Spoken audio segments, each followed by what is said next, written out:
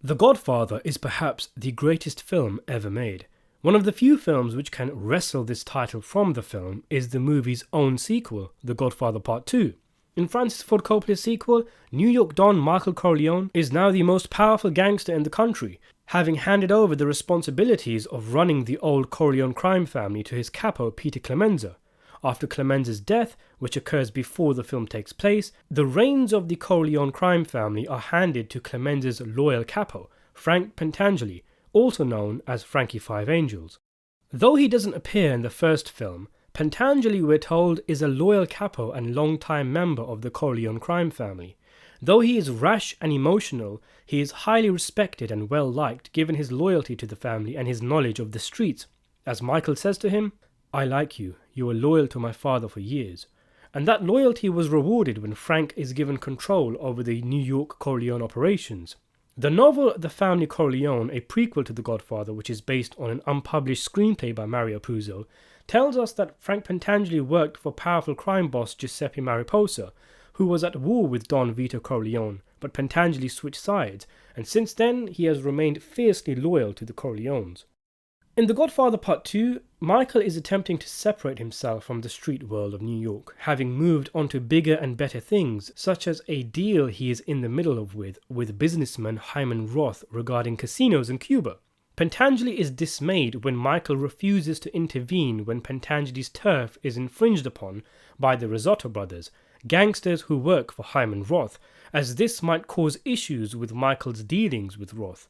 Suddenly, an assassination attempt is made against Michael, and he spends much of the rest of the film trying to work out who tried to have him killed, with the prime suspects being Pentangeli and Roth. Eventually, of course, Michael works out that Roth tried to have him murdered, and he in turn tries to have Roth killed, but Michael's assassin is murdered in the process. Meanwhile, a Senate committee on organized crime is investigating the Corleone family, with Michael having to defend himself in order to avoid a lengthy prison sentence. Things are made difficult for Michael, with one of the committee members secretly working for Roth, and in addition to this, Frank Pentangeli emerges as a witness against Michael, as he believes Michael double-crossed him. Michael had asked Frank to make peace with the Risotto brothers, and Frank only agreed to do so because Michael told him to. But when Frank meets with them, they attempt to kill him, with one of the Risotto brothers saying Michael Corleone says hello. A police officer who happens to stroll past intervenes and Pentangeli escapes with his life, but is frightened, feels betrayed, and thus he seeks protection with the feds, agreeing to testify against Michael. Now, there's quite a confusing issue here, because if the Risotto brothers wanted to kill Frank Pentangeli, what was the need to say Michael Corleone says hello to a man you're strangling and who will be dead in a few minutes? It's a scene which has confused many, but that's a topic for another video, one I've actually worked on, so feel free to subscribe to the channel and hit the notification bell to stay up to date. What we're concerned with in today's video is a remarkable instance that occurs during the hearing proceedings involving Pentangeli, but before we get there, it's important to understand the finer context. It's worth mentioning that thinking he's been betrayed by Michael is not Pentangeli's only motivation for flipping and going into the witness protection program. He had heavy charges against him also, such as bookmaking, possession and murder, as Tom Hagen tells Michael. It's also worth mentioning that this character was originally supposed to be Clemenza, as I've talked about in more detail in previous videos, but the actor refused to come back, so a new character, Pentangeli, was created. Michael could have easily taken the Fifth Amendment during the proceedings, meaning he could have remained silent and avoid incriminating himself, as mobsters usually tended to do. But he chooses not to, as he wants to clear his name of any wrongdoings, as part of his bigger plan to legitimize himself, hoping that his record as a war hero, his charity and business works, and lack of incriminating evidence will clear his name. Talking, of course, puts him at risk, and later in the film, Tom tells Michael that he could be looking at 5 counts of perjury. One could argue that the failed assassination attempt on Pentangeli, ordered by Roth, was manufactured to fail, and thus sending Pentangeli to the feds. Either that or Roth had taken advantage of this opportunity. Either way, this entire trial is part of a chess game intended to finish Michael and send him to jail. Willie Chichi also testifies against Michael, but as there are buffers in the family insulating Michael, Chichi's testimony is ultimately not enough. But Pentangeli worked directly with Michael, and his testimony is the key. It's the one thing that has Michael pushed back against a corner. He can't even try and kill Pentangeli as he's being held in a guarded army base, and even if he did have Pentangeli killed, it would be obvious who sanctioned the murder, destroying Michael's reputation in the legitimate world.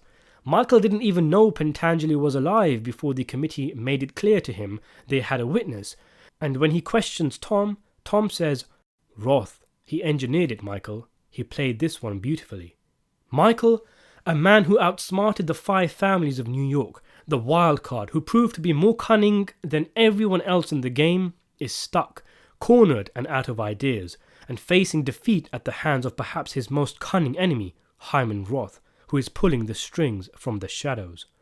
But at the trial, the day when Pentangeli is set to testify, Michael walks in with an unknown man, later identified as Vincenzo Pentangeli, brother of Frank.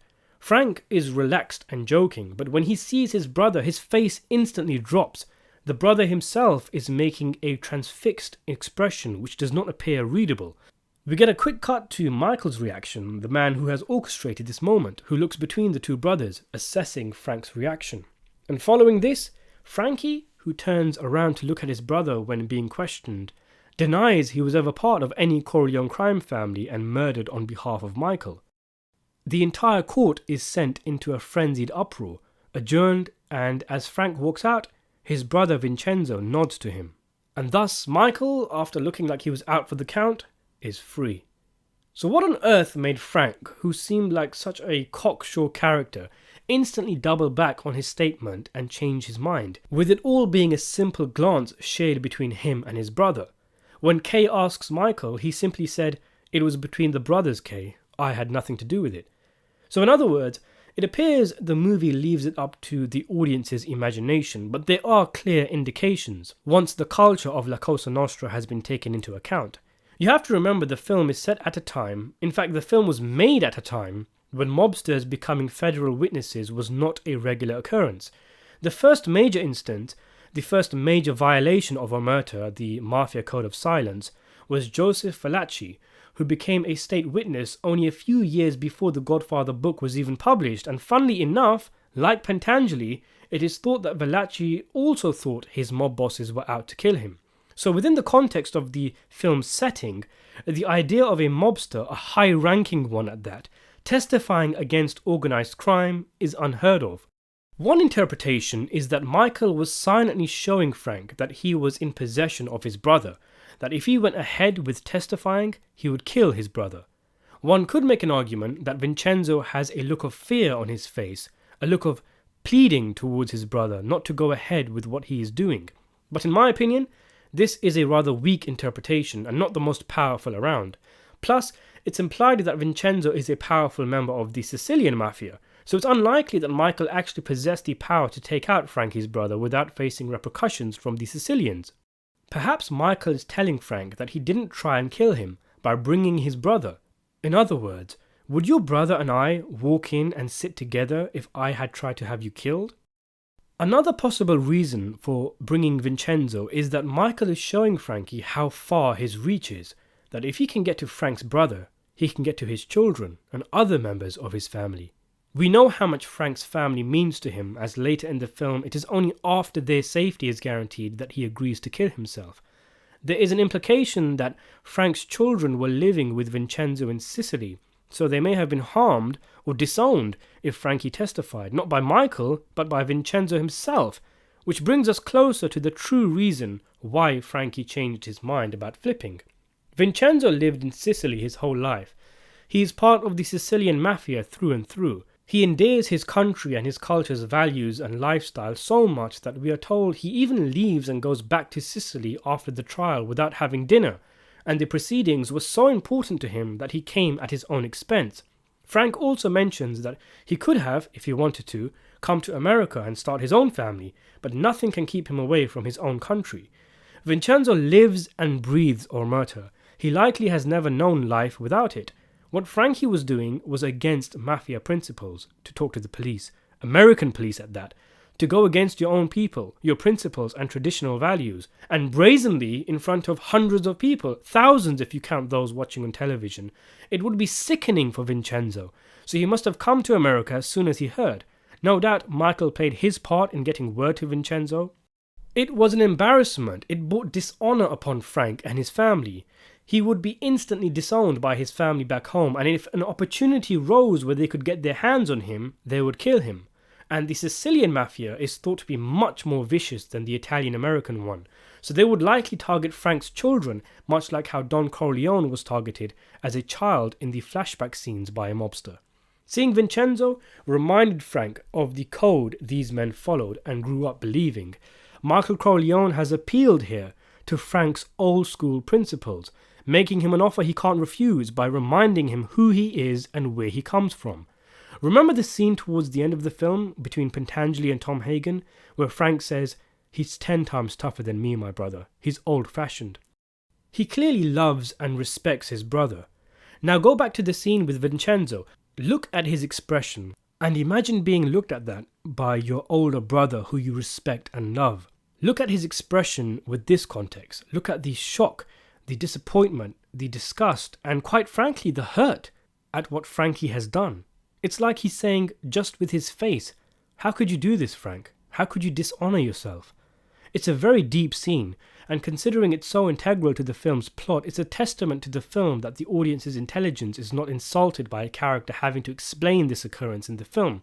The closest we get is Tom saying something in Italian to Vincenzo after the trial is adjourned, which I believe roughly translates to, "It's all right, your family's honor is intact." I'm reminded of Don Vito Corleone's line in the first film, "A man who doesn't spend time with his family can never be a real man." A man is not emotional. A man protects his family. A man does not talk to the police. By making the emotional decision to rat, Frank is not protecting his family. Thus, in the eyes of Vincenzo, the mafia, and himself, he is not a man. In this moment, he is reminded of who he is, and subsequently rights his wrongs. This scene also resonates with the broader themes in the film, namely that of brotherhood and loyalty. You have, for example, Fredo betraying Michael to step over him, Tom being the only brother Michael can trust despite not being a blood brother, and Michael actually killing a blood brother. In fact, all things considered, Frankie died with honor, having stuck with his ancient code of silence, and I always kind of felt sorry for him because he legitimately thought he was double-crossed by Michael. His sins are wiped clean, so to speak. He died with honor, whereas Michael lives with dishonor, having gone against a much more fundamental code by killing his own brother, the most sickening taboo of the Godfather films, the breaking of a blood bond. It harks back to the flashback at the end of the film, with Sonny saying, "Country ain't your blood," after learning that Michael has joined the Marines, with Michael replying, "I don't feel that way." Ironically, the one man to congratulate Michael is Fredo, with Michael here going down a path against his family's wishes, much like Pentangeli does, though Pentangeli stops himself before it's too late. Michael eventually comes back to the family with the events of the first film, but he still does things his own way, like killing his brother. He goes against La Cosa Nostra traditions, and it destroys him, leading him to become a lonely, broken old man. So why do you think Frank flipped after flipping? Do you have an interpretation of your own? Let me know in the comments below. Subscribe to the channel, and thanks for watching.